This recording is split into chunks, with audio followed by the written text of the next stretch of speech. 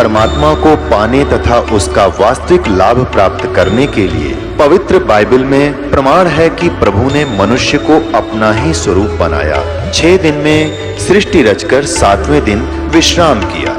कुरान शरीफ में प्रमाण है कि हजरत मोहम्मद को खुदा स्वयं कह रहे हैं कि मैंने तुम्हें उस परमात्मा की महिमा बताने के लिए भेजा है। वो परमात्मा कबीर है जिसने 6 दिन में सृष्टि रची तथा 7वें दिन तख्त पर जा विराजा। उसकी खबर किसी बाखबर से पूछ कर तो देखो। कृपया अवश्य सुनिए जगत गुरु तत्वदर्शी संत रामपाल जी महाराज के अमृत वचन। तो श्रीमद् देवी भागवत के अंदर ब्रह्मा जी खुद कहते हैं अपनी माता दुर्गा को कि माता जी अनुभव कुछ और बोलता है और वेद कुछ और बताते हैं, इनमें बहुत ही द्वितीयवाद है, इसका कारण क्या है। तो दुर्गा को उस काल ने धमका रखा है कि खबरदार जब मेरी किसी को भी तूने जानकारी दे दी, मैं गुप्त रहूंगा और मेरा भेद किसी को नहीं बता देगी। तो उसके डर से देवी उसको गोलमोल कर देती है कि मैं ही सब कुछ हूँ, मैं ही ब्रह्म हूँ, मैं ही सब कुछ हूँ, ऐसे गोलमोल कर देती है। फिर भी ब्रह्मा जी कहते हैं कि अनुभव कहता है, अनुभव हम करते हैं तो मिल नहीं रहा, और वेद बताते हो साकार है, एक स्थान पर बैठा है। तो ये दोगला सा ज्ञान है माता। तो कहने का भाव ये है कि गीता ज्ञानदाता कहता है कि मैं ना वेदों वर्णित विधि से, ना किसी जप से, ना तप से, ना किसी क्रियाओं से कभी नहीं प्राप्त हो सकता। तो इसलिए गीता अध्याय नंबर 7 के श्लोक नंबर 24 और 25 में ये खुद कहता है कि मैं अव्यक्त हूं, अपनी योग माया से छुपा रहता हूं। ये मेरा अनुत्तम विधान है, अटल विधान है। अनुत्तम तो इसलिए जब माता पिता है और बच्चों से भी गुप्त है तो कोई न कोई दोष है उसके अंदर, वो अच्छा आदमी नहीं है। इसको श्राप लगा हुआ है, 1 लाख मानव शरीरधारी प्राणियों का आहार करता है, जिस कारण से छुपा बैठा है। कहीं पता लग गया तो एक भी नहीं तेरी पूजा करेगा, तेरे इन सब देवी देवताओं को भी भूल जाएंगे। इसलिए गुप्त रहता है, ना अपने देवी देवताओं को, इन सबको, किसी को, पुत्रों को भी इसने भेद नहीं बता रखा। ये स्वयं स्पष्ट कर रहा है गीता अध्याय नंबर 7 के श्लोक नंबर 24 और 25 में कि मैं ये अबुद्ध है, ये जो जन समुदाय सामने खड़ा है, ये मुझ अव्यक्तम माम अव्यक्तम व्यक्तिम आपनम मनन्ते अबुद्ध। ये मूर्ख मुझ अव्यक्त को और कृष्ण रूप में, व्यक्ति रूप में आया हुआ मान रहे होंगे। मैं कृष्ण नहीं हूं, आई एम नॉट कृष्ण। मैं अपनी योग माया से छुपा रहता हूं, मैं कभी किसी के समक्ष नहीं आता। गीता अध्याय नंबर 4 के श्लोक नंबर 5 और 9 में ये सब स्पष्ट कहता है कि अर्जुन, तेरे और मेरे बहुत जन्म हो चुके, तू नहीं जानता, मैं जानता हूं, और मेरे जन्म और कर्म अद्वितीय है, अलौकिक है। तो इसके कर्म ऐसे हैं कि ये सामने नहीं आता, और किसी में प्रवेश करके प्रेत की तरह जो क्रिया करवानी है वो कर देता है, करा जाता है। तो ये कहता है, तो ब्रह्मा विष्णु महेश ने साधनाएं की, परमात्मा मिला नहीं। इन्होंने निराकार विधान बना दिया कि परमात्मा निराकार है। तो इसी प्रकार जो प्रसंग चल रहा है हम उसी पर आते हैं। इस चाणक्य ऋषि ने वो साधनाएं प्रारंभ की जो सभी ऋषि पहले से ही डले ढो रहे थे। उससे वो परमात्मा तो मिलना है ही नहीं, ये एटम बम बन जाते हैं, एटम बम। अगस्त ऋषि ने सारे जीवन में डले ढोके एक सिद्धि प्राप्त कर ली, सब सागर पीण की। बता, सारे जीवन को नाश करके उसने एक ये प्राप्त किया कि सब सागर पी लिया। अब इस तत्व ज्ञान के अंदर परमात्मा ने क्या बताया है, अब आपको उस परमात्मा का दिया हुआ कुछ ज्ञान बीच में सुनाएंगे, क्योंकि आप एक विद्यार्थी हैं और पूरे वर्ष में ये पूरा कोर्स दास ने आपका करवाना होता है। 3 दिन का सत्संग इसीलिए रखा है कि प्रत्येक सत्संग में श्रद्धालु भी बदल जाते हैं और श्रोता भी जो लगातार सुन रहे हो तो अच्छी बात है। इसलिए धीरे धीरे सारे ही ज्ञान को के ऊपर विवेचन किया जाता है। अब जैसे ये सिद्धियां क्या है, ये जीवन नाशक इस प्राणी की सबसे बड़ी दुश्मन है। इससे प्रभुता आ जाती है और अपनी ही, जैसे पहले बैटरी चार्ज करी फिर वह खत्म कर दी, रह गया जैसे का तैसा। जैसे इन सिद्धियों को परमात्मा ने ऐसा बताया है कि जैसे आप देखते हो वर्षा के मौसम में अन्य चींटियां होती हैं बगैर पंखों की होती हैं, और उन्हीं चींटियों के बिलों से कुछ पंखों वाली चींटियां निकलती हैं, और वो उनके अंदर परमात्मा होती हैं, क्योंकि वो उड़ नहीं सकती दूसरी चींटियां, और वो उड़ जाती हैं आकाश में। तो वो यूं सोचे हैं कि ये तो भगवान से मिल ली, क्योंकि ये तो उड़ जाती हैं आकाश में। और वो आकाश में जैसे आजकल आप देखते हो मौसम वर्षा का है तो चींटियां निकलती है पंखों वाली कीड़ियां, और कहाँ जाती हैं, या तो दीपक पर जाकर जल कर मर जाएंगी, या फिर बल्लभ के चारों तरफ घूमती रहेंगी। थोड़ी सी देर में उनकी पंख टूट जाएंगी, कट कर नीचे पड़ जाएंगी, और वो चिट्टी की चिट्टी रह जाएंगी। इसी प्रकार ये जो साधना करते हैं, गलत साधना करते हैं, शास्त्र विधि को त्याग कर जो मनमाना हठ योग आदि करते हैं, अन्य जाप मंत्र अनुष्ठान करते हैं, उनसे उनमें सिद्धियां आ जाती हैं। और आम मानव से वो जैसे आकाश में उड़ जाना, जल के ऊपर ऐसे चलना जैसे थल पर चलते हैं, सब समुद्रों को पी लेना, इस तरह के जो ये कलाबाजी इनमें आ जाती है, तो आम मनुष्य न्यू सोचे न भगवान मिल गया। अब परमात्मा कहते हैं डंब करें डोंगर चढ़ेंगे अंत झिन्नी झूले, जग जाने बंदगी करेंगे बोवें सूल बबूले। अब परमात्मा कहते हैं कि हमारी इस साधना से जो हम आपको प्रदान करेंगे, इससे आपको 24 सिद्धियां आ जाएंगी। यहाँ की तो 8 सिद्धि हैं, और उन्हीं के अंदर ये लटपट होकर अपना जीवन नाश कर जाते हैं। परमात्मा कहते हैं जो साधना हम आपको बताने जा रहे हैं, इससे आपको 24 सिद्धियां प्राप्त हो जाएंगी, लेकिन एक भी प्रयोग मत कर लेना, नहीं तुम्हारे लिए विष का काम करेंगी। अपने आत्मा सिद्धि का अर्थ होता साधना की सफलता। हम इन सिद्धियों जो हमारे अंदर आएंगी, हम इसको डिपॉजिट रखेंगे, एक पावर बनेगी, और जो अन्य मंत्र हम आपको दे रहे हैं उससे आपकी आत्मा इतनी चार्ज होगी, इन्हीं के सहारे, इनकी भक्ति की शक्ति से हम सतलोक जाएंगे। यदि हमने यहाँ खराब कर दी तो हम आगे जा नहीं सकते, हमारी सारी पूंजी नष्ट हो जाती है। तो क्या बताते हैं, शब्द महल में सिद्ध 24, अंश बिछोड़े विश्वे 20। कहते हैं हमारे जो मंत्र में, शब्द में 24 सिद्धियां आ जाएंगी आपको, और यदि आपने इनका प्रयोग कर लिया, आपकी वाह वाह हो जाएगी। किसी का दाढ़ा ला दोगे वो ठीक हो जाएगा, आपकी भक्ति नष्ट हो जाएगी। या आप देखते हो पुराने किसी नगर में कोई किसी चीज का दाढ़ा लगाता है, उनका दादा लाई है कि वो दूसरा लगाना शुरू कर देता है। ये पूर्व जन्म के पुण्यकर्मी प्राणी थे, और पहले भी इन्होंने ऐसे बैठा लिया, दोबारा थोड़ी बहुत पूंजी बची थी, वही झाड़े ला कर नाश कर जाएंगे। तो इसलिए हमने चौकस होना है, थोड़ा बुद्धि से काम लेना है। झाड़ा लाने से बात नहीं बनेगी, उसको अपना इस परमात्मा से जोड़े, वो भी अपना धन इकट्ठा करे, राप भी करो।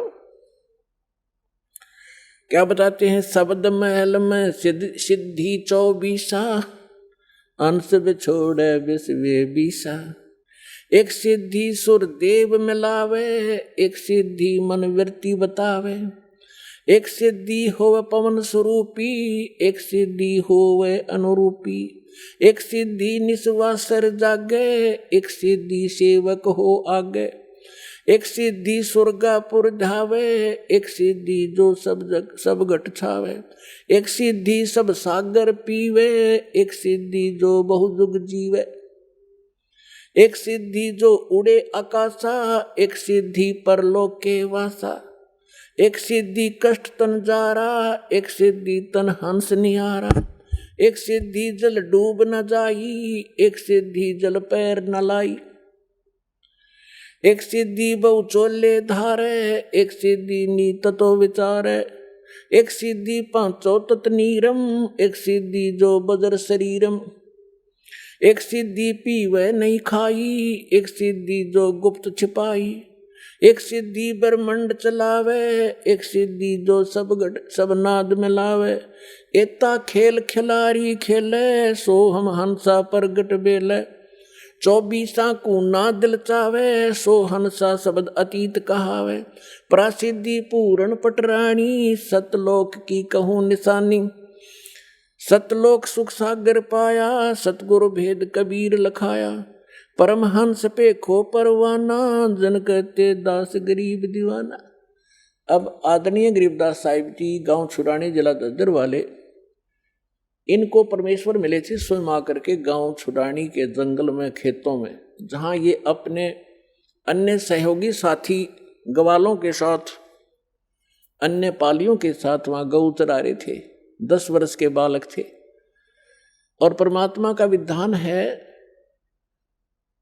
जो ऋग्वेद मंडल नंबर 9 सूक्त 86 के मंत्र 26 और 27 में, ऋग्वेद मंडल नंबर 9 सूक्त 82 के मंत्र 1, 2, 3 में, ऋग्वेद मंडल नंबर 9 सूक्त 54 के मंत्र 3 में, ऋग्वेद मंडल नंबर 9 सूक्त 20 मंत्र 1 में, ऋग्वेद मंडल नंबर 9 सूक्त 1 मंत्र 8 और 9 में, ऋग्वेद मंडल नंबर 9 सूक्त 94 के मंत्र 1 में, ऋग्वेद मंडल नंबर 9 सूक्त 95 के मंत्र 2 में, ऋग्वेद मंडल नंबर 9 सूक्त 96 के मंत्र 16 से लेकर 20 में, और भी अनेक स्थानों पर यह स्पष्ट किया है कि परमात्मा ऊपर के लोक में रहता है और वहां से सह शरीर गति करके आता, चल कर आता है। अच्छी आत्माओं को मिलते हैं, उनको तत्व ज्ञान से परिपूर्ण करते हैं, परिचित कराते हैं, और यहां वो परमात्मा आकर के कवियों की तरह आचरण करते हैं। अपने मुख कमल से बोल बोल कर वो यथार्थ ज्ञान उच्चारण करते हैं, जिस कारण से वे प्रसिद्ध कवि की भी उपाधि प्राप्त करते हैं।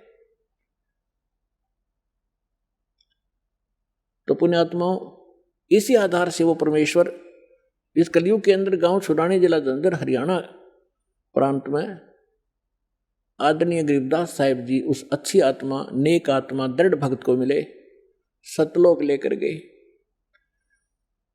और सब ब्रह्मांडों से परिचित कराया। ब्रह्मा विष्णु महेश के लोक दिखाए, धर्मराज का लोक दिखाया, नरक और स्वर्ग दिखाए, देवी देवताओं की सतीथि दिखाई, और ये पितर भूतों का लोक, जो पितरलोक, वो दिखाया। फिर काल जहां 1 लाख मानव शरीरधारियों को भून कर खाता, वो तपतशिला दिखाई। फिर 11वां द्वार पार करके अक्षर पुरुष के लोक में 21 7 संग ब्रह्मांडों को पार करके फिर भंवर गुफा से होते हुए 12वां द्वार पार करके सतलोक में पहुंचे, जहां परमात्मा का निज स्थान है और आप और हम सभी वहां रहा करते थे। वहां आपके आज भी ज्यों के तो महल बरकरार हैं। आपका बहुत बड़ा स्थान है, हरे भरे वहां पर फलदार वृक्ष हैं, सदाबहार वृक्ष हैं, और वहाँ किसी चीज़ का भाव नहीं, वहाँ जन्म मृत्यु नहीं होता, वहाँ पर वृद्ध अवस्था नहीं है, वहाँ मृत्यु नहीं है। आपका ज्यों का तो परिवार जुड़ेगा। जैसे अब आपके शरण में, आपके घर पर जितने भी आपके बच्चे जन्म लेंगे, वो आपकी पुण्य आत्मा होंगी और आप पहले वहाँ चले जाओगे। इसी प्रकार से वो, इसी साधना से वो भी आपके पास वहाँ पहुँचेंगे और आपका फिर ज्यों का त्यों एक परिवार जुड़ेगा। अपने आत्माओं, जिस लोक में आप रह रहे हो, यो लोक रहने का है। हमारी इस काल ने घनी भांग प्या रखी है और हम इसी में मस्त, हमने ज्यादा दिखाइए नहीं देता। अब आपका परिवार है, आपके बच्चे हैं, रिश्तेदार हैं, भाई बहन, पति पत्नी, आपको कितने प्यारे लगते हैं। और जो मकान बनाकर आप आराम से रह रहे हो, कितना अच्छा लगता है। और 1 सेकंड में मृत्यु हो जाए तो खा कहिए ये क्या है आपका है, काया तेरी है नहीं, ये माया कहाँ से हो। परमात्मा कहते शरीर है तेरा नहीं और तू चिपका बैठा प्लाटा गए और कोठी और बंगला गए फैक्ट्री और इनके, कहाँ मती मारेगी तुम्हारी, क्योंकि ये ज्ञान की कमी के कारण हम यही चिपक गए। और वहां जाएंगे हम, कभी मृत्यु नहीं, वृद्धावस्था नहीं, कोई वृद्ध होना नहीं चाहता और कोई मरना नहीं चाहता। अंतिम सांस तक भी न सोचे एक सांस हो राजा भगवान 10 दिन और मिल जाए और फिर भी मृत्यु होगी। तो ऐसे लोक में हम रह रहे हैं, तो ये मृत्यु तो डेफिनेट है, लेकिन इस मृत्यु से पहले जो क्रियाएं दास आपको बताएगा ये कर लेना बस, और फिर मालिक पर छोड़ देना। आप सतलोक चले जाओगे, वहां जाने के बाद फिर पुनर्जन्म आपका नहीं होगा। कहते हैं भक्ति बीज होए जो हंसा और तारों तास के 71 वंशा, 101 पीढ़ी पार होगी आपकी जब सच्चे दिल से लगे रहे आप, क्योंकि आप दृढ़ होगे तो आपके बच्चे दृढ़ होंगे।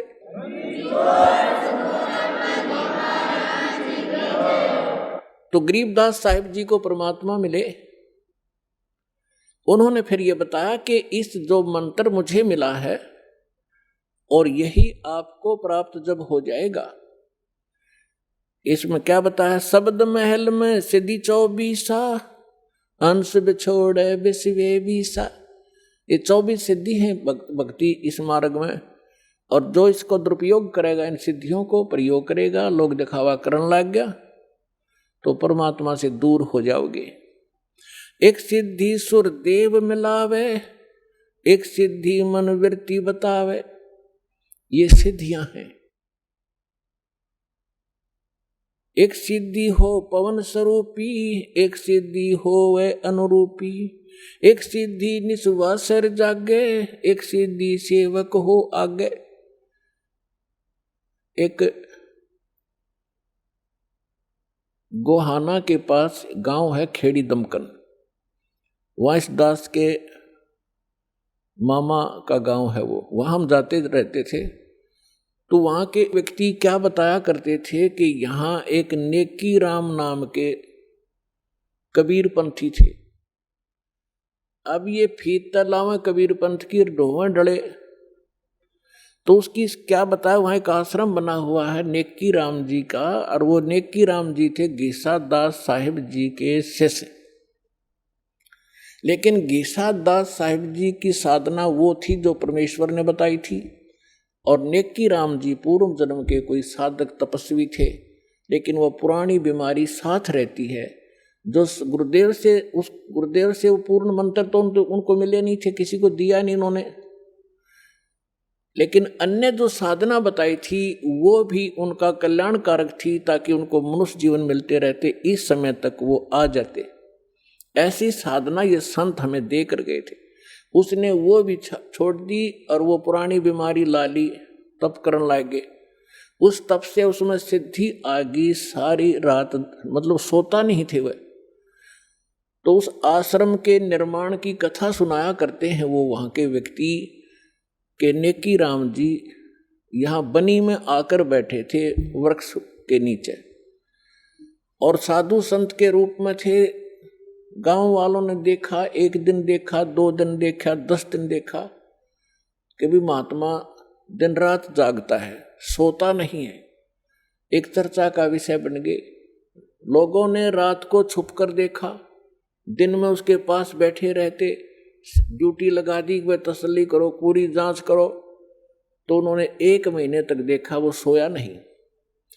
इसी बात से वो महात्मा पाक गया, आश्रम बना दिया और पूजा शुरू होगी। खाकता फिर वो, ये घोड़े सारे दिन रात जागेंगे, मोक्ष हो जाएंगे। तो ये सब बगैर ज्ञान, बिना ज्ञान के हम ऐसे डले ढोरे थे। एक सिद्धि निस्वासर जागे, एक सिद्धि सेवक हो आगे, एक सिद्धि सुरगापुर धावे, एक सिद्धि जो सब गठावे। अब जैसे ये गोपी चंद और भर्तरी जी को हमारे हिंदू समाज में मानते हैं कि ये मुक्त हो गए, ये पार हो गए, पार नहीं हुए, ये ताड़ यहीं पर भटक रहे हैं। जैसे एक सिद्धि सुरगापुर धावे, अब इसी ऐसी सिद्धि हो जाती है इनकी मृत्यु के उपरांत ये स्वर्ग में भी जा सकते हैं और वहां से यहाँ भी आ सकते हैं और अपना जीवन नासी कर रहे हैं। फिर बताया है, एक सिद्धि सब सागर पीवे, एक सिद्धि जो बहुजुग जीवे। एक सिद्धि सब सागरों को पी लेती है। अब जैसे आपको बताया था, अगस्त ऋषि जी ने यही डले डोए थे, एक सिद्धि प्राप्त कर ली के सातों समुद्र पी लिए, फिर हो गया मुक्त। यानी मोक्ष मार्ग इससे हटकर है, जो अभी तक अपने हाथ लगा नहीं था, अब दया करी भगवान ने, वो मोक्ष मार्ग आपको प्राप्त हो रहा है। अब जैसे जो प्रसंग चला था कि आप कितने पुण्यकर्मी प्राणी हो, आपको सतगुरु मिल गए, वो संत मिल गए।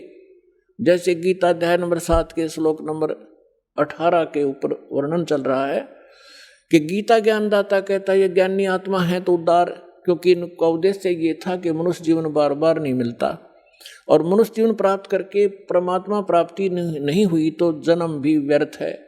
उनको ये भी ज्ञान हो गया कि अन्य उपासना देवी देवताओं की पूजा नहीं करनी, इससे मोक्ष नहीं हो सकता।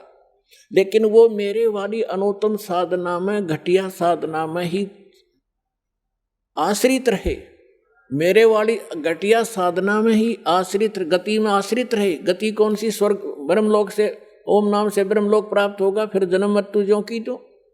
गीता अध्याय नंबर 7 के श्लोक नंबर 19 में स्पष्ट कर दिया गीता ज्ञानदाता ने कि बहुनाम जन्मानाम अन्ते ज्ञानवान माम प्रपत्ते वासुदेवम सर्वमिति सैमात्मा सुदुर्लभ है।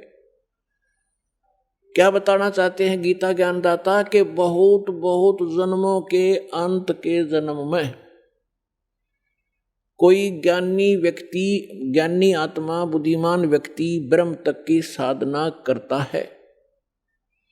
नहीं तो इन नीचे की साधनाओं में ही कोई भूत प्रेतों की, पितरों की श्राद्धों में उलझ पुलझ, या श्री विष्णु, श्री शिव जी, ब्रह्मा जी, देवी देवताओं की पूजा करता है। बहुनाम जन्मानाम अन्ते ज्ञानवान माम प्रपद्यते। बहुत बहुत जन्मों के अंत के किसी जन्म में ज्ञानी आत्मा मेरी भक्ति करता है। और वासुदेव सर्वमिति समात्मा सुदुर्लभ है। ये बताने वाला कि वासुदेव ही सर्व सर्व सब कुछ है। सर्वम, सर्वम मीन के वही सर्व पाप नाशक है, वही सर्व सृष्टि रचनहार है, और वही सर्व कष्ट निवारक है, और वही सुखदाता है, वही पूर्ण मोक्ष दाता है। वो वासुदेव है। अब जैसे हम श्री कृष्ण जी को वासुदेव कहा करते, वासुदेव तो उसके पिता का नाम था, और वासुदेव नाम रखा था वेदों से, क्योंकि हमारे जो ब्राह्मण गुरुदेव थे, हमारे हिंदू धर्म के बच्चों का नाम वेदों से ही शुभ छांट कर रखा करते थे। तो वासुदेव उसका पिता था, श्री कृष्ण नहीं थे। वासुदेव का अर्थ होता है जिस परमात्मा की सब जगह उपस्थिति हो, सबके ऊपर जिसका कंट्रोल हो, जो सर्व व्यापक हो। व्यापक मीन जैसे भारत का प्रधानमंत्री जी अपने हिंदुस्तान के सभी राज्यों पर भी उसकी सत्ता है, वो वासुदेव है भारत के अंदर। अब जैसे जैसे डिस्ट्रिक्ट के अंदर एक डिप्टी कमिश्नर है, ये वासुदेव नहीं है, केवल एक जिले के अंदर कुछ आंशिक शक्तियां इसके पास है। एक मंत्री है वो वासुदेव, यानी पूरे हरियाणा पर, पूरे भारत का के ऊपर व्यापक नहीं है, वो केवल अपने विभाग, एक स्टेट के अंदर अपने विभाग का मालिक है, वो भारत का मालिक नहीं है, वासुदेव नहीं, उसका सब जगह अस्तित्व नहीं है उसका। ऐसे ही मुख्यमंत्री अपने एक राज्य में वासुदेव, वो प्रधान है, मुखिया है, लेकिन वो भारत पर, सब भारत पर व्यापक नहीं है। तो प्रधानमंत्री जो है वो वासुदेव है, और वो सर्व सुखदायी है। यानी जितनी जो शक्तियां एक मंत्री, मुख्यमंत्री स्टेट के, या वैसे अन्य मंत्री जो सेंटर के, और जितने भी जो कर्मचारी अधिकारी हैं, उन सब से अधिक पावर है उसके पास, और उसी से प्राप्त पावर उसने आगे बांट रखी है, और उसके अंदर सारी पावर है। वो भी काम कर सकता है जो एक पटवारी करता है, एक डीसी कर सकता है, उसके संकेत से 2 मिनट में सब कुछ हो सकता है। तो कहने का भाव ये है कि वासुदेव सर्वमिति। अब स महात्मा सुदुर्लभ है, ये बताने वाला संत कि वो परमात्मा सब कुछ है, ना सरपुरुष से मुक्त, ना अक्षर पुरुष से मुक्ति, ना ब्रह्मा विष्णु महेश्वर इन देवी देवता और आन उपासना से मुक्ति नहीं हो सकती। ये बताने वाला कि वासुदेव ही सर्वम, वो वासुदेव ही सब कुछ है। सर्वम माने पूर्ण मोक्षदायक है, सर्व कष्ट निवारक है, सबका पालक है, सबका जनक है, पूर्ण मोक्ष प्राप्त कराने वाला वही है। ये बताने वाला संत बड़ी मुश्किल तो मिलेगा, सो दुर्लभ है। अपने आत्माओं जैसे ब्रह्मा जी रजगुण सतगुण, विष्णु जी सतगुण, शिव जी तमगुण है, और ये एक ब्रह्मांड में एक विभागीय मंत्री हैं और केवल 3 लोक पर अधिपत्य है इनका, एक विभाग का। इस पृथ्वी लोक पर, हमारे नीचे स्वर्ग लोक, पाताल लोक पर, ऊपर स्वर्ग लोक पर। उसके अतिरिक्त भी इस ब्रह्मांड में बहुत से ऐसे लोक हैं जिन पर इनकी प्रभुता नहीं है। वहां उस ब्रह्म की अपना यानी केंद्र शासित समझ लो, उस काल की अपनी अलग से प्रभुता। तो इन ब्रह्मा विष्णु महेश सर्व ये वासुदेव नहीं है। एक ब्रह्मांड में केवल 3 लोकों के ऊपर ये एक विभागीय मंत्री है, और ब्रह्म केवल ये सरपुरुष 21 ब्रह्मांड का स्वामी है। ये असंख्य ब्रह्मांड पर व्यापक नहीं है, उसका मालिक नहीं है, वासुदेव नहीं है। और अक्षर पुरुष जो गीता अध्याय नंबर 15 के श्लोक नंबर 16-17 में 3 पुरुष बताए हैं, अक्षर सरपुरुष और अक्षर पुरुष। सरपुरुष 21 ब्रह्मांड का स्वामी ये काल है, ये ब्रह्म है।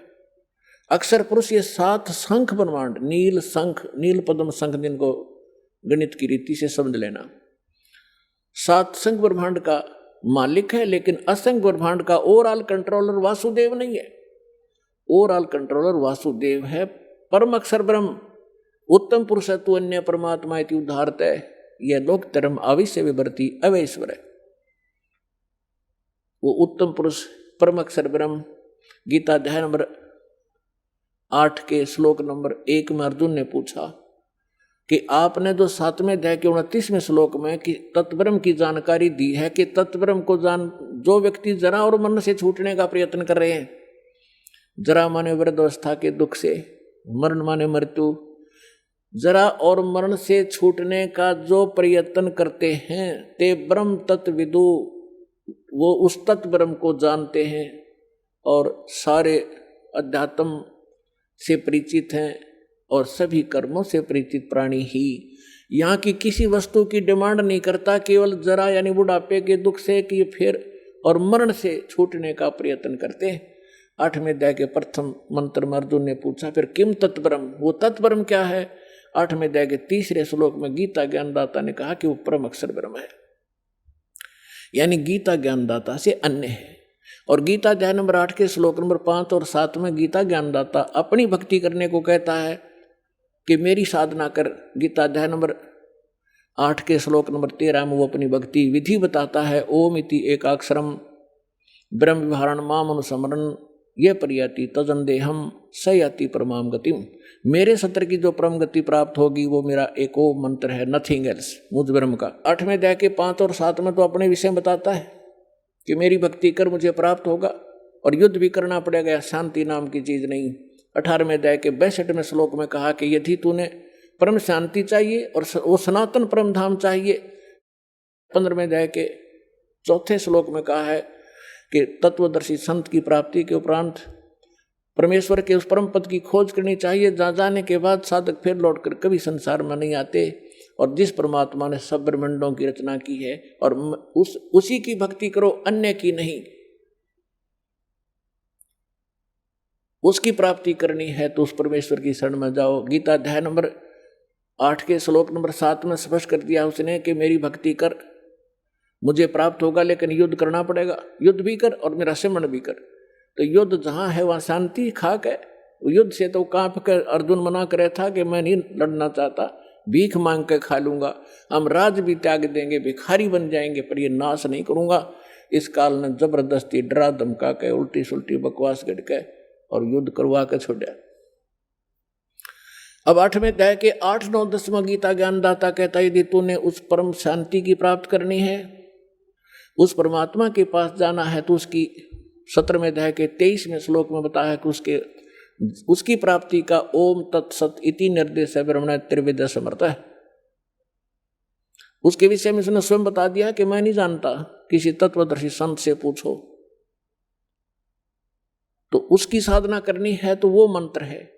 8वें अध्याय के 8, 9, 10 में तीनों मंत्रों में उस परम अक्षर ब्रह्म के लिए बताया कि उसकी भक्ति करेगा तो उस परम अक्षर ब्रह्म को प्राप्त होगा, उस पूर्ण परमात्मा को प्राप्त होगा, जहां जाने के बाद साधक फिर लौटकर कभी संसार में नहीं आते। तो यहां गीता अध्याय नंबर 7 के श्लोक नंबर 19 में यह स्पष्ट कर रहा है कि बहुनाम जन्मानाम अंते ज्ञानवान माम प्रवर्ते। 7वें अध्याय के 12 से 15 तक तो स्पष्ट कर ही दिया। तीनों गुणों रजगुण ब्रह्मा सतगुण विष्णु तमगुण शिव जी की साधना करने वाले राक्षस स्वभाव को धारण किए मनुष्यों में नीच दूषित कर्म करने वाले मूर्ख हैं। फिर अपने विषय में कहता है मेरे 4 प्रकार की साधक मेरी साधना करते हैं, अर्थार्थी, आर्त, जिज्ञासु और ज्ञानी। अर्थार्थी, आर्त और जिज्ञासु को रिजेक्ट करता है कि भक्त नहीं है। ज्ञानी मेरी आत्मा है, ज्ञानी मुझे अच्छे लगते हैं और उनको मैं अच्छा लगता हूं क्योंकि वो मेरे लिए ही तड़फ रहे हैं। लेकिन उनको तत्वदर्शी संत ना मिलने से वो मेरे वाली अनुत्तम घटिया अश्रेष्ठ गति में श्रेष्ठ आश्रित रहे। तो पुण्यात्मा दास आपको ये बताना चाहता था कि आप कितने पुण्यकर्मी प्राणी हो कि आपको वो संत मिल गया जो वासुदेव का ज्ञान रखता है, और आप कितने पुण्यकर्मी प्राणी हो ये आपको ज्ञान नहीं, इस दास को पता है। अब जो प्रसंग हम उसी पर आते हैं। अब जैसे एक जिसमें आदरणीय गरीबदास साहिब जी गांव छुरानी जिला दद्दर वाले परमात्मा की प्यारी आत्मा, गांव छुडानी में एक किसान थे, जाट थे और अपना धंधा करा करते खेती बाड़ी का। जैसा भी ऐसी वेशभूषा थी जैसे आम हरियाणा की धोती कुर्ता पहना करते थे, बिल्कुल एक सिंपल किसान जैसे होते हैं। और हमने संत की परिभाषा मान रखी है, दाढ़ी बढ़ा रखी हो, सिर पर बड़ी बड़ी जटा हो, शरीर पर तन पर राख रमा रखी हो कि तो धूणे ला कर बैठा हो, या लाल पीले कपड़े कर रखे हो, या कति मुंड मुंडवा रखा हो, 2-4 तिलक ला रखे हो, गले में 5-7 माला पैर रखी हो। तो हमने संत की वेशभूषा ऐसी मान रखी थी। और गरीबदास साहिब जी को परमात्मा मिले, सतलोक दिखाया, वो मूल मंत्र दे दिए सारे, वो भक्ति करा करते थे। और परमात्मा ने कहा था कि जो 12वां पंथ गरीबदास का आवेगा उसमें मेरी महिमा की वाणी पुनः प्रकट होंगी। तो गरीबदास जी के द्वारा परमेश्वर ने अपना यथार्थ ज्ञान पुनः प्रकट करवाया, क्योंकि उनको मालूम था कि कबीर सागर के अंदर ये कबीर के 11-12 पंथ कुछ घुसपैठ करेंगे और यथार्थ ज्ञान को कुछ उसमें फेरबदल कर देंगे। तो परमेश्वर ने दोबारा वो ज्ञान कवा दिया और ऐसी जगह सुरक्षित रख दिया। गरीबदास जी द्वारा लिखा हुआ ग्रंथ है और उसके विषय में दास तो गरीबदास पंथ से ही अलग हुआ है। खूब जानकारी थी कि किस सब ने ये बता रखा था कि गरीबदास जी ने जो वाणी लिख रखी है, किसी ने मात्रा भी गलत लिख दी और कोई फेरबदल कर दिया वाणी में तो उसका बहुत बुरा हाल होगा। एक संत ने लालदास नाम का एक संत, दालदास नाम का एक संत था, उसने गरीबदास जी की वाणी में एक ऐसी, जैसे अपने बच्चों को माता पिता भी गाली दे देते हैं, तो वो उसमें ऐसी कुछ भाषा लिख प्रयोग कर रखी है धमकाने के लिए कि चेतावनी में चूक नहीं और क्या देऊं गाली, कि कहना था बहुत कुछ कह दिया कि और गाली दूं तुम्हारे को, इस तरह की और भी कुछ है। तो उसने सोचा कि ये अब अदर से शब्द है, इनको निकाल देता हूं। उसने मूल ग्रंथ हाथ से लिखा जाता था, तो लिख तो पहले रखा था, वो बाद में हुआ था। उसने संशोधन करना चाहा, उसको पैरालिसिस हो गया और उसने सब जगह बता दिया कि इस ग्रंथ की किसी भी वाणी को छेड़ना मत, मेरी दुर्दशा इसी कारण से हुई है। और छुडानी के अंदर उसकी एक अलग से मकान भी बना हुआ, दयालदास कोठी बोलने उसने। तो उस परमात्मा ने ऐसा झटका दिया कि गरीबदास के पंथ में, इस ग्रंथ साहब में किसी ने 250 वर्ष हो गए, किसी ने मात्रा भी गलत नहीं की, जो आज अपने पास सुरक्षित है। तो गरीबदास साहिब जी ने वाणी लिखवा दी थी। एक गोपाल दास नाम के दादूपंथी संत थे, बने हुए थे, उन्होंने ये लिखा था, ग्रंथ साहब तैयार हाथ से लिख दिया था। और उसी में से कुछ अंश निकाल कर, जैसे जपजी साहब बना रखा है गुरु ग्रंथ साहिब से, और गीता जी का कोई नित्य निकाल लेते हैं, 5-4 श्लोक रोज कर लेते हैं। ऐसे ही गरीबदास जी की वाणी से ब्रह्म वेदी वगैरह, ये जैसे हम आपको नित्यनेम के लिए देते हैं भक्ति बोध के माध्यम से, ऐसे वो गरीबदास जी के शिष्य जो थे वो ऐसे जाप किया करते थे, नित्यनेम ऐसे ही करते थे सुबह सुबह। तो वो लुधियाना के पास एक गांव है वासियर, उस वासियर गांव में बाहर बैठ कर कोई सफर कर रहा था, कहीं जा रहा था आगे, पहले पैदल चला करते थे। तो उसने एक तालाब देखा, तालाब के ऊपर नहा के और बैठ के वहाँ उसके किनारे और अपना नित्यनेम करने लग गया, जैसे आप डेली करते हो सुबह सुबह का। उसमें ब्रह्म वेदी पढ़ रहा था वो, ऊंचे स्वर में, रात की शांत सुबह सुबह वक़्त से बहुत अच्छी सुंदर दूर तक मधुर आवाज से पढ़ रहा था। और परमात्मा की वाणी तो आत्मा को खींचती है। एक राम राय नाम का सरदार जी था, और वो संतों की वाणी के बड़े दीवाने होते हैं। उसने देखा कि प्यारी प्यारी वाणी, संत की वाणी कहाँ से उच्चारित हो रही है। वो धीरे धीरे वही पहुंच गया। जब उसने अपना नित्यनेम कर लिया तो उससे पूछा कि भक्त, ये ऐसी प्यारी वाणी किसकी है। उस भक्त ने बताया कि मेरे पूज्य गुरुदेव जी श्री संत गरीबदास महाराज जी की है। तो उसने राम राय जी ने पूछा सरदार जी ने कि भाई ये संत अब चोले में हैं या चोला छोड़ गए, शरीर छोड़ गए।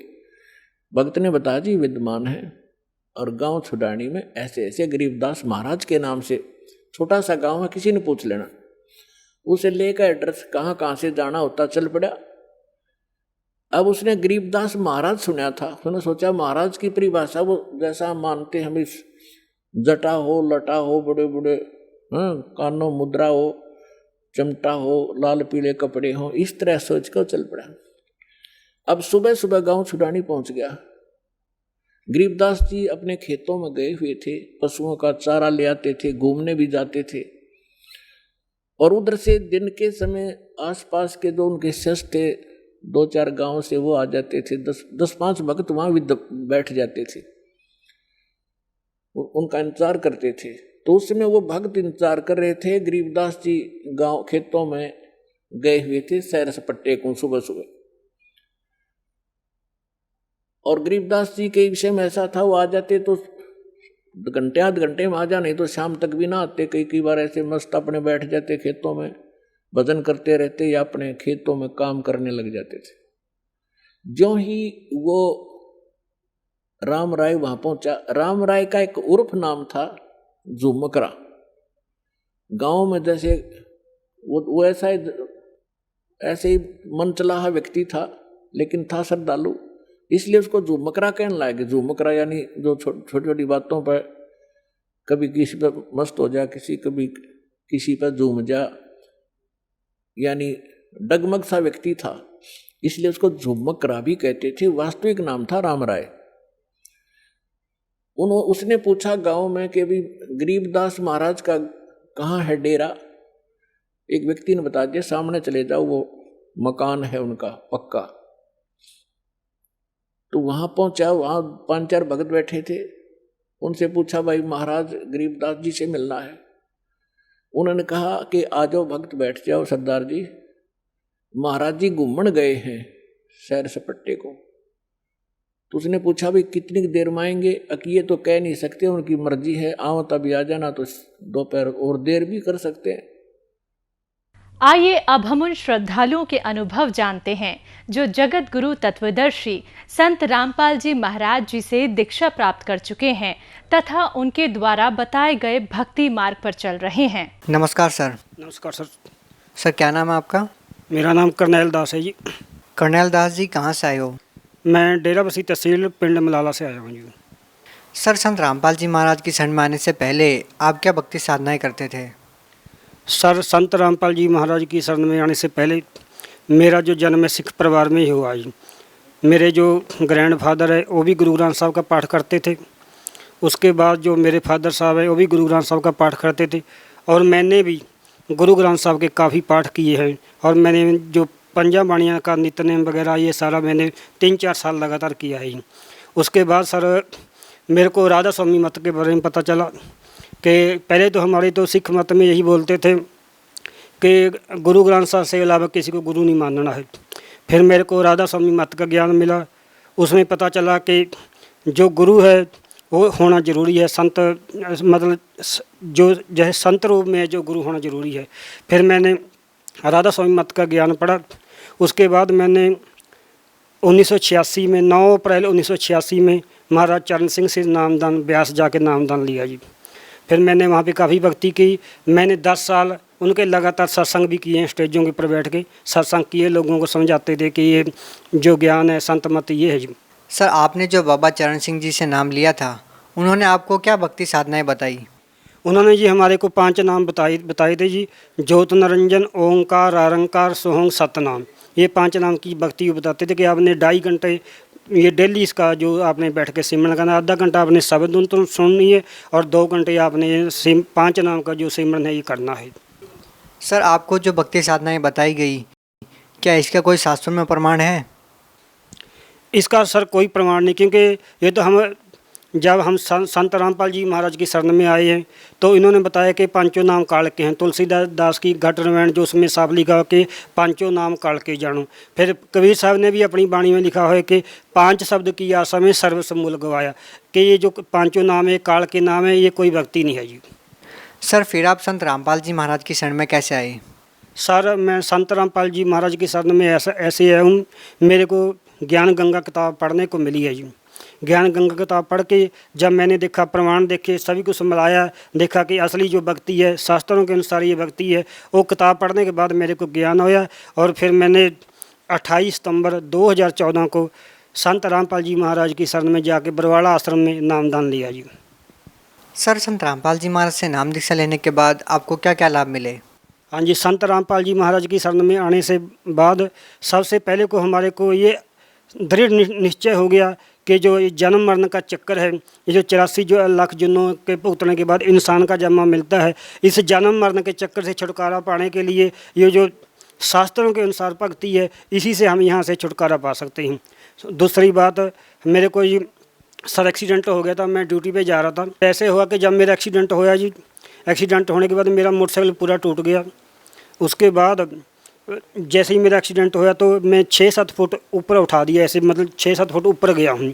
ऊपर होने के बाद मेरे को ऐसे लगा परमात्मा ने मेरे को ऐसे गोद में उठा के ऐसे सड़क के किनारे लगा दिया, ना मेरा कोई सिर लगा रोड के ऊपर। वहाँ के कम से कम भी 20-50 बंदे इकट्ठे हो गए तो बोलते कि बंदे को ये मर जाएगा, बचेगा नहीं है। उसके बाद मेरे को गुरु महाराज जी ने ऐसे उठाया और साथ में ये थोड़ा सा फ्रैक्चर मेरा हड्डी लगा दी है, यहाँ फ्रैक्चर हो गया। फिर मेरे को बत्ती हॉस्पिटल चंडीगढ़ में मैंने आपके बच्चों को फ़ोन किया, वो चंडीगढ़ हॉस्पिटल में मेरे को लेके गई। रात को डॉक्टर ने सीटी स्कैन किया, डॉक्टर पहले बोलने लगा कि आपको ऑपरेशन होएगा। उसके बाद बस सुबह जब दूसरा डॉक्टर आया, उसने रिपोर्ट देखी, बोलता कि ऑपरेशन की कोई लोड़ नहीं, आप ऐसे करो बेल्ट लगा के रखो। फिर मैंने 2 महीने बेल्ट लगा के रखा। फिर मैंने प्राइवेट भी सिटी स्कैन दिखाया, प्राइवेट वाले भी यही बोलने लगे कि आपको कम से कम 99% तो ऑपरेशन कराना ही पड़ेगा। लेकिन गुरु महाराज की दया से वो मैंने बेल्ट लगाने से ही मेरी जो हड्डी है बिल्कुल सेट हो गई और मेरे को भी कोई तकलीफ़ नहीं है इस टाइम। उसके बाद सर मेरे को जो आर्थिक लाभ हुए, आर्थिक लाभ ये है कि जैसे ही मेरा एक्सीडेंट हुआ तो मैं ड्यूटी करता था, मेरी प्राइवेट जॉब है, सिक्योरिटी गनमैन की सिक्योरिटी में ड्यूटी करता था। मैं सर 2 महीने घर में ही रहा हूँ। 1 महीना मेरे को वहाँ पे लगा हुआ था, सिर्फ मेरा ESI का कार्ड बना था। उसमें ESI में ये है कि जब तक आपके 240 दिन पूरे नहीं होते तो आपको ESI का कोई बेनिफिट नहीं मिलेगा। उसके बाद भी मेरे को ESI का जो मैनेजर आया वहाँ जहाँ एक्सीडेंट होया, वो देखा कि आपका एक्सीडेंट कहाँ हुआ है, एक्सीडेंट रिपोर्ट बना के दी। हर एक्सीडेंट रिपोर्ट बनाने के बाद 3 महीने के बाद मेरे को 27,000 रुपये का चेक है जो ESI वाले ने काट के दिया। इसकी मेरे को कापी घर में पड़ी है, मैं आपको कापी की एंट्री भी दिखा सकता हूँ कि मेरे को 27,000 रुपये का चेक गवर्नमेंट की ESI की तरफ से मिला, जबकि 8 महीने से पहले ये बेनिफिट नहीं मिलता है जी। सबसे पहले ये मेरे को लाभ हुआ जी। उसके बाद दूसरा लाभ मेरे को ये हुआ कि मेरा बच्चा भी, मेरा लड़का है, उसने सिक्योरिटी में 6 महीने काम किया था जी। 6 महीने काम करने के बाद हमारा प्रोविडेंट फंड कटता है, 6 महीने में उसका 3000 रुपये फंड कटा, 500 रुपया महीना कटता था फंड। उसके साथ ही दूसरा एक लड़का और लग रहा था, उसका भी 500 रुपये फंड कटता था। मेरे लड़के ने 6 महीने लगाए, दूसरा जो लड़का था उसने 1.5 साल उसे सिक्योरिटी में लगाया। जब हमने PF का फार्म भरा तो PF में जो मेरे लड़के का PF प्रोविडेंट फंड था वो 29,000 रुपये आया, जबकि 3,000 का डबल 6,000 आना चाहिए था। वो 29,000 रुपये आया, और जो लड़का 1.5 साल काम कर रहा था उसका लड़के का 25,000 रुपये आया। ये भी मेरे पास प्रूफ है और एंट्री है कॉपी में सब। उसके बाद ये सारी आध्यात्मिक लाभ हुए हैं मेरे को जी, आर्थिक लाभ जो हुए हैं जी। सर, आप महाराज चरण सिंह जी के आश्रम में गए, वहाँ पे आपने 10-15 साल तक उनकी भक्ति की। फिर आप सतलोक आश्रम बरवाला में संत रामपाल जी महाराज जी के सानिध्य में आए।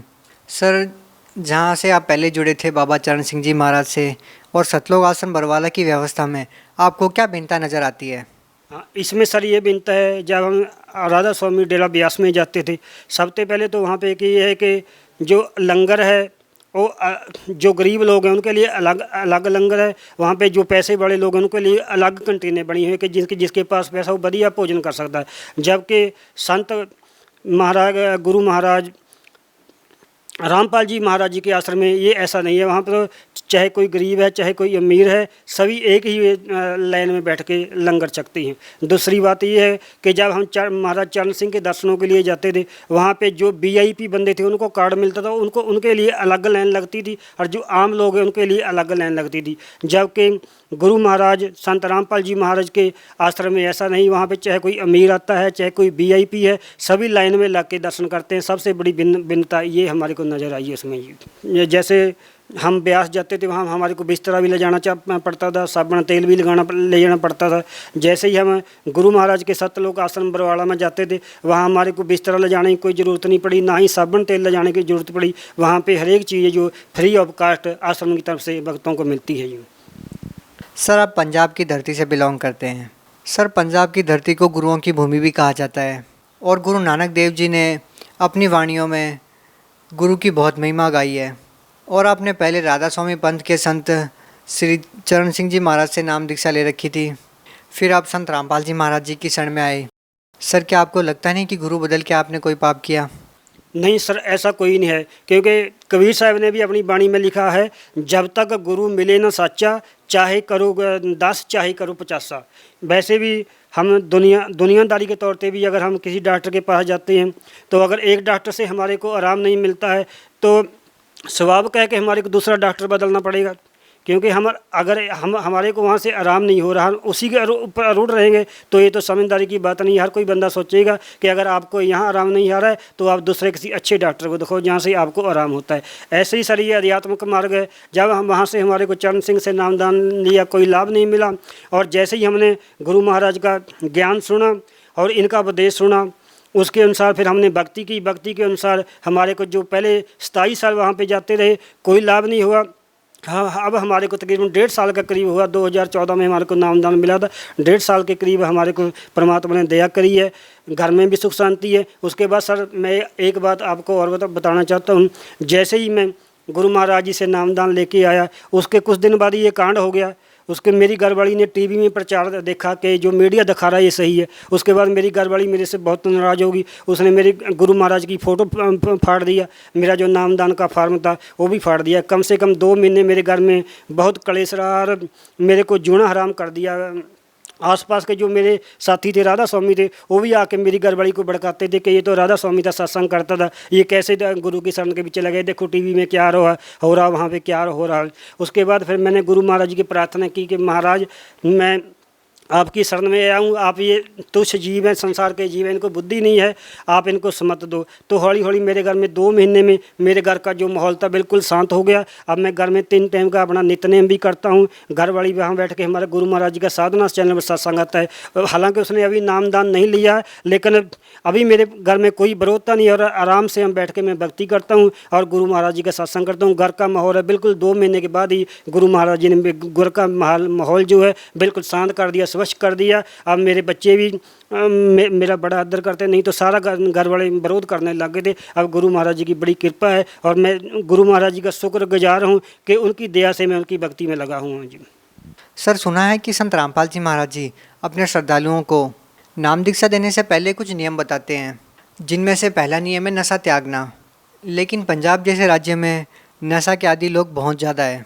कुछ लोग नशा छोड़ना चाहते भी हैं, लेकिन बहुत कोशिशों के बाद भी वो नशा नहीं छोड़ पाते हैं। लेकिन सर, एक तरफ देखा जाए तो संत रामपाल जी महाराज के समर्थकों की संख्या इन दिनों यहाँ पे भी काफ़ी बढ़ी है। तो सर, संत रामपाल जी महाराज जी आखिर ऐसा क्या ज्ञान बताते हैं कि लोग नशे जैसी बुरी आदत को भी छोड़ देते हैं? सर, ये ऐसे है कि जैसे आप गुरु महाराज जी जितने भी आज शास्त्र हैं, गुरु ग्रंथ साहब है, कुरान है, गीता है, चारों वेद हैं, इनके अनुसार शास्त्र के अनुसार भक्ति बताते हैं। और ये भक्ति बताते हैं कि अगर आपने कोई भी भक्ति करनी है तो इसमें कोई भी नशा आपको प्रयोग नहीं करना है, क्योंकि जगह अगर हम नशा करेंगे तो नशा करते करते हम भक्ति नहीं कर सकते। तो गुरु महाराज की भक्ति ऐसी है, जैसे ही हम सिमरन करते हैं और ये नशे जो हैं ऐटोमेटिकली छूटने शुरू हो जाते हैं। क्योंकि गुरु महाराज का जो सिमरन है, प्रथम नाम पान जो गुरु महाराज जी सिमरन देते हैं, उस सिमरन में इतनी अगर आप कमाई करोगे तो आपको ऐटोमेटिकली ऐसे ही अनुभव होने लग जाएगा कि नशे तो कुछ भी नहीं है, ये तो कुछ भी नहीं है, हौली हौली ऐटोमेटिकली ये नशे छूटते जाएंगे। जबकि गवर्नमेंट ने जोर ला लिया, गवर्नमेंट अपने पैसे के जोर से नशा जो लोगों को छुड़ाना चाहती है, लेकिन ये अध्यात्म का मार्ग है। गुरु संत रामपाल जी महाराज अध्यात्म का मार्ग ऐसी भक्ति देते हैं कि ऑलरेडी जो नशा है जो ऐटोमेटिकली जीव इसको छोड़ देता है। सर ऐसे है कि जैसे ही संत रामपाल जी महाराज भक्ति बताते हैं तो संत रामपाल जी महाराज जो भक्ति बताते हैं उनकी जो वचन है वो वचन में शक्ति है। जैसे कि प्रधानमंत्री है, वहाँ बैठे ही जो वचन बोल देता है उसकी वचन में शक्ति है, जो वचन बोलता है ऐटोमेटिकली वो काम दूसरे दिन ही शुरू हो जाता है। ऐसे ही जो परमात्मा के संत होते हैं, हम तो परमात्मा ही कहेंगे संत रामपाल जी महाराज को, क्योंकि हमारे को ये परमात्मा ही नजर आते हैं, इंसान नहीं है। ये तो इंसान के रूप में परमात्मा ही आए हुए हैं। इनके वचन में शक्ति है और इनका जो वचन है अध्यात्म का वचन है, इनके वचन द्वारा ही जो भक्ति करेगा, जो इनसे सिमरन लेके भक्ति करेगा तो ऐटोमेटिकली जो नशे जो छूटने शुरू हो जाएंगे। क्योंकि वाणी में भी लिखा है, सुरापान मद मांसाहारी गमन करे भोगे पर नारी, 70 जन्म कटम है शीशम, साक्षी साहेब है जगदीशम। इस करके गुरु महाराज ने भी कहा, अमलहारी आत्मा करे न होवे पार। ये भी लिखा कि गुरु ग्रंथ साहब में भी लिखा कि जो कोई भी नशा करता है, जैसे बीड़ी सिगरेट तम्बाकू है, इस नशे को प्रयोग करेगा तो ये अगर असंख्यों जन्म भी भक्ति करता रहे तब भी ये इंसान जो जीव है यहाँ से पार नहीं हो सकता। सर, संत रामपाल जी महाराज जी अन्य संतों के बारे में निंदा करते हैं, उनके ऊपर टीका टिप्पणी करते रहते हैं। सर, आप इसके बारे में क्या कहना चाहेंगे? सर, इस बारे में मैं ये कहना चाहूँगा कि वो निंदा नहीं करते हैं। जैसे देखो, एक टीचर है जो एक विद्यार्थी को पढ़ा रहा है। अगर वो टीचर अगर सिलेबस से बाहर की बात बताएगा, हर जो उसके सिलेबस में नहीं है, अगर वो टीचर विद्यार्थी को सिलेबस के बाहर की बात बताएगा तो ठीक नहीं है। अगर कोई दूसरा टीचर उसको आगे कहेगा कि भाई ये तो सिलेबस के बीच ही नहीं है, इसके सिलेबस के अंदर ही नहीं है, तो आप इसको क्या पढ़ा रहे हो। यही ऐसे ही ये हो रहा है। क्योंकि जो संत रामपाल जी महाराज हैं ये शास्त्रों के अनुसार भक्ति देते हैं। हर जो प्रमाणिक भक्ति है इसमें हर चीज़ का प्रमाण है। जो संत रामपाल जी महाराज का एक भी वचन है बिना प्रमाण से नहीं है। बाकी जो संत हैं उनके पास कोई प्रमाण नहीं है, वो शास्त्र अनुसार भक्ति देते हैं, वो किसी की निंदा नहीं करते। जैसे एक नकली नोट होता है, एक असली नोट होता है।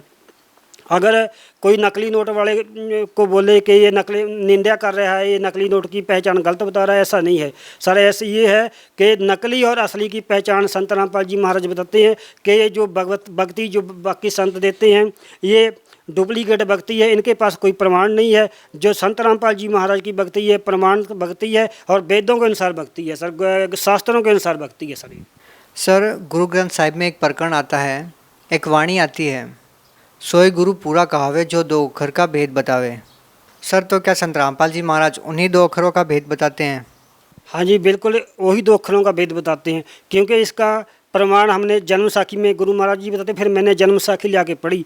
जन्म साखी में जो समुद्र की साखी है उसमें जो जिस टाइम ये बल्ला और मर्दाना ने गुरु नानक देव जी को बोला कि हमने जो लंका नहीं देखी, हम लंका देखना चाहते हैं। तो गुरु नानक देव जी ने बोला कि चले आँखें मिटो, हर यहाँ बैठो। जैसे उन्होंने आंखें बंद करी तो समुद्र के किनारे खड़े दिखाई दिए। हर जैसे ही समुद्र आगे आगे गुरु नानक देव जी चल रहे थे, पीछे पीछे बाला मर्दाना चल रहे थे। गुरु नानक देव जी, जो गुरु महाराज जी हमारे को 2 अक्षर का ये नाम बताते हैं, वही नाम जो है गुरु नानक देव जी जप रहे थे। इसका जन्म साखी में प्रमाण है। उसके बाद दो बाले को बोला, मर्दाना को बोला कि तू वाहेगुरु वाहेगुरु जप। जब मर्दाना ने देखा कि गुरु नानक देव जी तो 2 अक्षर का नाम जप रहे हैं, मेरे को वाहेगुरु वाहेगुरु बोलने के लिए बोल रहे, तो मर्दाना भी जो था वही जो गुरु नानक देव जी 2 अक्षर का नाम जप रहे थे, मर्दाना भी वही जपने लगा। जैसे ही मर्दाना जपने लगा तो मर्दाना डूबने लगा। तो गुरु नानक देव जी ने पीछे मुड़ के देखा कि मर्दाना तो गोते खा रहा है। तो गुरु नानक देव जी ने मर्दाना को बोला कि मर्दाना, गुरु जो कह रहा है उसके ऊपर आपको वचन कर अमल करना चाहिए। तो वाहेगुरु वाहेगुरु ही बोल। जैसे ही मर्दाना वाहेगुरु वाहेगुरु बोलने लगा तो उसके समुद्र के ऊपर ऐसे तुरने लगा जैसे ज़मीन के ऊपर तुरते हैं। ये सर जन्म साखी के बीच प्रमाण है। उसके बाद प्राण संगली जो गुरु नानक देव जी की वाणी है, उस प्राण संगली के बीच भी ये 2 अक्षर का जो नाम है, इसका प्रमाण है। यही 2 अक्षर जो गुरु संत रामपाल जी महाराज ने हम सबको जपने के लिए बताए हैं। सर आप भगत समाज को क्या संदेश देना चाहते हैं? भक्त समाज को सर मैं यही संदेश देना चाहता हूँ कि जो संत रामपाल जी महाराज है, ये शास्त्रों के अनुकूल प्रमाणित भक्ति देते हैं। इसलिए मैं सभी को, मेरे जो भाई हैं बहन हैं, खास करके जो राधा स्वामी मत है उसमें जो अभी मेरे बहन भाई फंसे हुए हूँ, उनको मैं हाथ जोड़ के बेनती करना चाहता हूँ कि मैं 27 साल वहाँ पे गया हूँ, 27 साल वहाँ पे गया हूँ और 10 साल मैंने उनके सत्संग भी किए हैं। वहाँ पे सर कोई भक्ति नहीं है, काल की भक्ति है। मैं सभी अपने बहन भाई जो राधा स्वामी मत में अभी भी उनसे जुड़े हैं, उनसे हाथ जोड़ के बेनती करता हूं कि जैसे मैंने वो 27 साल अपनी ज़िंदगी की बर्बाद कर दी, अब वो मैं 27 साल को पछता रहा हूं कि मेरे जो 27 साल थे बिल्कुल निसफल हो गए। उनका कोई मतलब नहीं था, जैसे भक्ति मैंने करी जैसे नहीं करी, क्योंकि वो भक्ति जो है काल की भक्ति है, काल के नाम है। उनका सभी का प्रमाण है, कबीर साहब की वाणी में प्रमाण है कि वो काल के नाम है। उसके बाद तुलसीदास हाथरस वाले हैं, उन्होंने भी साफ लिखा है कि 5 नाम काल के जानू। इस करके मैं सभी को निम्रता सहित बेनती करता हूं कि जितनी जल्दी हो सके गुरु महाराज जी, संत रामपाल जी महाराज का चैनल पे सत्संग आता है 7:40 से 8:40 तक शाम को। उस सत्संग को सुने और गुरु महाराज की ज्ञान गंगा किताब जो है उसको पढ़ो। वो ज्ञान गंगा किताब मंगवाने के लिए जैसे ही गुरु महाराज जी का सत्संग आता है, उसके नीचे एक पीली पट्टी चलती है, उस पर फ़ोन नंबर लिखे हुए हैं। उन फ़ोन नंबरों से आप कॉन्टैक्ट कर सकते हो। और जिसने भी भक्त ने गुरु महाराज जी का, संत रामपाल जी का नामदान की दीक्षा प्राप्त करनी है, वो नामदान की दीक्षा के लिए भी उन्हीं नंबरों से आप संपर्क कर सकते हो। गुरु महाराज जी के आदेश के अनुसार पूरे ऑल इंडिया, मैं तो पूरे वर्ल्ड के बीच ही कहूँगा कि नामदान सत्र जो खोले जा चुके हैं, हर इस मौके का जल्दी से जल्दी फ़ायदा उठा लो, नहीं तो ये समा हाथ से निकल जाएगा। क्योंकि कबीर साहब महाराज ने लिखा है, कबीर मानस जन्म दुर्लभ है, होए ना बारंबार, ज्यों बन फल फंक पोए गिरे, बौर ना लागे डार। जैसे एक बार जमीन दरख्त से फल टूट के नीचे गिर गया, कितना भी आप जतन करो वो फल है जो दोबारा दरख्त के साथ नहीं लग सकता। ऐसे ही अगर ये इंसान का जन्म एक बार हमारे हाथ से निकल गया, क्योंकि गुरु महाराज ने कहा है, कबीर साहब की वाणी है, कहता हूँ कह जात हूँ, कहूँ बजाकर ढोल, श्वासा खाली जात है, 3 लोक का मोल। कि अपने हमारे श्वास की इतनी कीमत है, चाहे एक पासे 3 लोक रख जाओ, हर एक भी श्वास जब हमारा आखिरी टाइम आएगा, कोई कितना ही यत्न कर ले, एक श्वास भी हमारे को जो मांगा हुआ नहीं मिलेगा। इस करके मैं सभी भक्त समाज को, अपने भाई बहनों को बेनती करता हूँ, प्रार्थना करता हूँ हाथ जोड़ के कि जितनी जल्दी हो सके संत रामपाल जी महाराज के ज्ञान को समझो और जल्दी से जल्दी इनसे नाम दीक्षा लेके अपने जीवन को, इस जन्म मरण के चक्कर को हमेशा के लिए समाप्त करके सत्यलोक चले जाओ। बहुत बहुत धन्यवाद सर। सच सही।